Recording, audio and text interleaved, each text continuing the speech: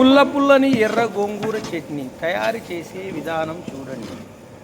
ముందుగా గోంగూర గిల్లుకొని ఒక జల్లిగంపలో వేసి దాటగా కడిగి ఒక 10 నిమిషాలు ఫ్యాన్ కింద ఆరబెట్టుకోవాలి. తర్వాత ఒక గిన్నె పెట్టుకొని గిన్నెలో కొంచెం ఆయిల్ వేసుకొని అందులో శనగపప్పు, మినప్పప్పు, ఎండుమిర్చి, కరివేపాకు, దంచిన ఎల్లిపాయలు వేసి అది ఒక 10 నిమిషాలు బాగా మరిగిన తర్వాత కడుక్కున్న గోంగూర ఇందులో వేసి ఒక 15 నిమిషాలు గోంగూరని బాగా ఆయిల్లో డ్రై కానివ్వండి. డ్రై అయిన తర్వాత కొంచెం మరి దంచుకున్న ఉల్లిపాయల పొడి కొంచెం వేసి అందులో బాగా మరిగించిన తర్వాత మనం ఒక పచ్చిమిరపకాయలు కొద్దిగా వేసుకొని మిక్సీ పట్టుకొని పక్కకు ఉంచుకోవాలి. అదే పచ్చికారం తీసుకొని ఇది బాగా మరిగిన తర్వాత ఈ చట్నీలో వేసి ఒక 10 నిమిషాలు బాగా మరగనియాలి.